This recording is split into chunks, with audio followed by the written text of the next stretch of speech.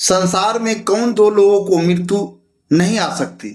कल्पना कीजिए एक ऐसी रात जिसमें अंधेरा भी डर जाता है, हिमालय की ठंडी हवाएं चीख रही हैं और प्राचीन मंदिर की मूर्ति से दिव्य ज्योति फूट रही है। एक राजा घुटनों के बल बैठा है और महादेवी कालिका उससे सीधे बात कर रही हैं। क्या आप जानना चाहते हैं कि महादेवी ने राजा को क्या रहस्य बताया? क्या आप जानना चाहते हैं कि संसार में सचमुच दो ऐसे कौन हैं जिन्हें मृत्यु भी छू नहीं सकती? क्या आप जानना चाहते हैं कि जन्म से कोई देवता या राक्षस नहीं होता, बल्कि कर्म ही इंसान को बना या बिगाड़ देते हैं? तो सुनिए यह अनोखी और गहरी कहानी जो आपके मन को हिलाकर रख देगी। प्राचीन काल की बात है। हिमालय की गोद में बसा छोटा सा रियासत मालिनीपुर। वहां का राजा विक्रमादित्य अपने समय का सबसे धर्मात्मा और दूरदर्शी शासक माना जाता था। उसकी प्रजा उसे सूर्यवंशी कहकर पुकारती थी, लेकिन उसके इकलौते पुत्र राजकुमार अजय स्वभाव से चंचल, महत्वाकांक्षी और थोड़ा अस्थिर था। वह जल्दबाजी में फैसले लेने का शौकीन था। एक दिन पड़ोसी राज्य के राजा ने अचानक युद्ध की घोषणा कर दी। मालिनीपुर की सेना कमजोर थी, खजाना लगभग खाली था और राजसभा में हाहाकार मचा हुआ था। मंत्री बार बार सलाह दे रहे थे कि किसी बड़े साम्राज्य से गठबंधन कर लो, चाहे कुछ शर्तें माननी पड़े। राजकुमार अजय ने उत्तेजित होकर कहा, पिता, आवश्यकता बड़े बड़े समझौते करवा देती हैं, हमें भी कुछ रियायतें देनी ही होगी।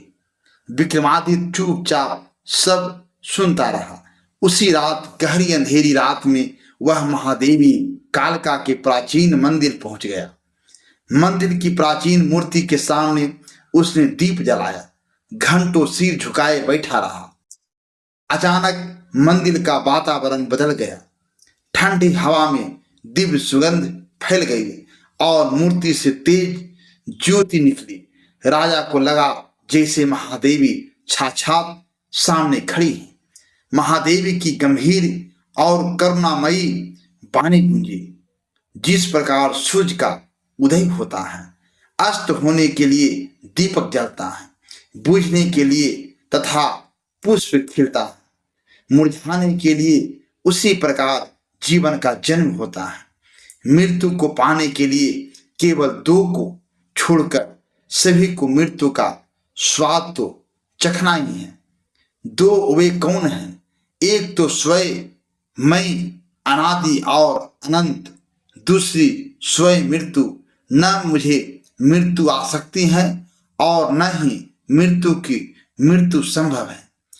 इनके अतिरिक्त ऐसा कोई भी नहीं है जिसे एक न एक दिन मृत्यु न आए। राजा ने सिर उठाकर पूछा तो महादेवी ने आगे बताया, मैं समस्त संसार को यह बताना चाहती हूं कि कोई भी व्यक्ति जन्म से सूर्य या असुर नहीं होता। उसे सूर्य या असुर बनाते हैं उसके कर्म, उसका चरित्र और उसकी प्रवृत्ति। जिस प्रकार वृक्ष पर उगने वाले पुष्प और फल आवश्यक नहीं कि उसी रंग के हो जिस रंग का वृक्ष है, उसी प्रकार आवश्यक नहीं कि हर पुत्र कर्मों में, चरित्र में और प्रवृत्ति में अपने पिता के समान हो। यदि कोई सुर का पुत्र दुष्कर्म करेगा तो असुर कहलाएगा, और यदि कोई असुर का पुत्र चरित्रवान होगा तो सुर कहलाएगा। राजा ने फिर पूछा, मां, मनुष्य को सबसे अधिक कमजोर क्या बनाता है? महादेवी ने उत्तर दिया, दो वस्तुएं ऐसी हैं जो मनुष्य से कुछ भी करा सकती हैं, आवश्यकता और लालसा। ये दोनों मनुष्य को किसी भी प्रकार का समझौता करने पर विवश कर देती हैं, क्योंकि जब व्यक्ति लालसा या व्यवस्था में कोई लक्ष्य प्राप्त करता है तो उसे पता चल जाता है कि वह उस लक्ष्य को योग्यता ही नहीं रखता।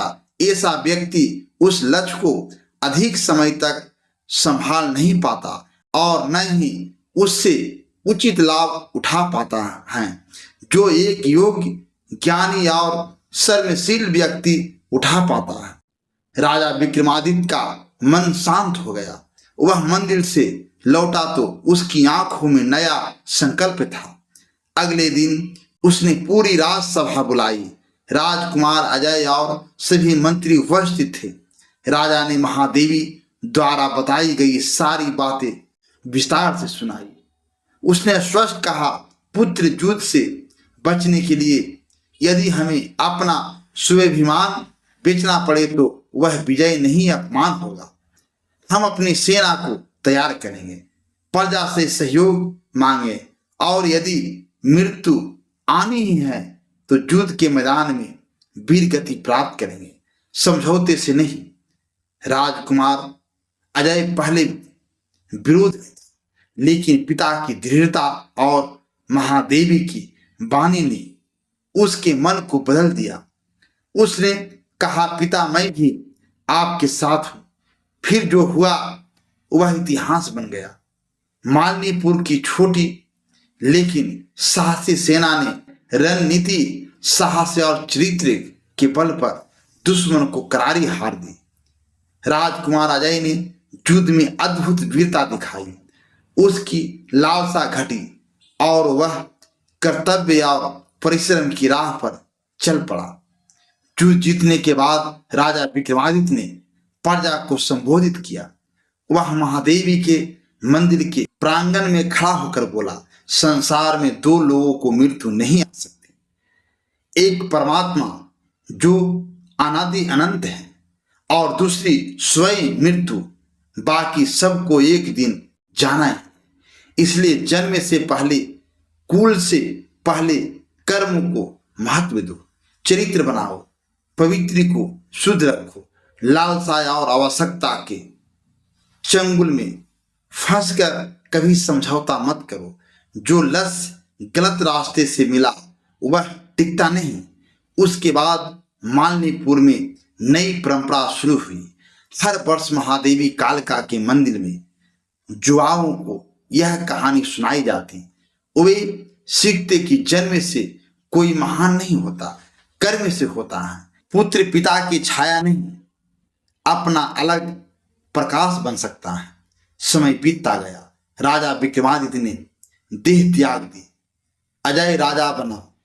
अब वह लालसा की जगह कर्तव्य से शासन करता था। उसने कभी सिद्धांतों से समझौता नहीं किया। प्रजा उसे धर्मराज कहने लगी। एक शाम राजा अजय भी उसी मंदिर में बैठा था। उसने महादेवी से पूछा, माँ, क्या मेरे पिता सचमुच आपको देख पाए थे? मूर्ति से वही दिव्य स्वर गूंजा। जो सत्य सुनना चाहता है वह देख भी लेता है। तुमने भी देख लिया है। अब संसार को बताओ कि मृत्यु सबके लिए है, केवल दो को छोड़कर। इसलिए जियो ऐसे कि मृत्यु के बाद भी नाम अमर रहे। राजा अजय मुस्कुराया। उसने मंदिर के द्वार पर शिला पर खुदवाया, संसार में दो लोगों को मृत्यु नहीं आ सकती। एक अनादि अनंत परमात्मा, दूसरी स्वयं मृत्यु। शेष सबको कर्मों का हिसाब देना है।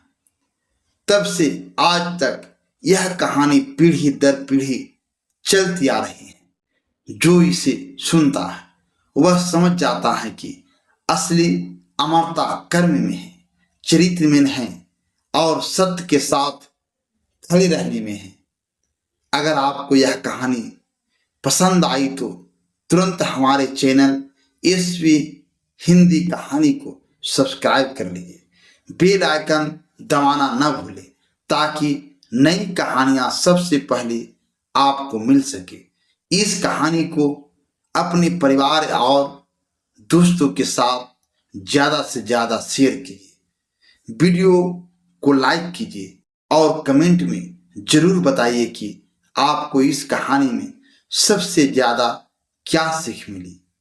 आपका एक सब्सक्राइब एक लाइक और एक शेयर हमें और बेहतर कहानियां लाने के लिए प्रेरित करता है। जय महादेवी।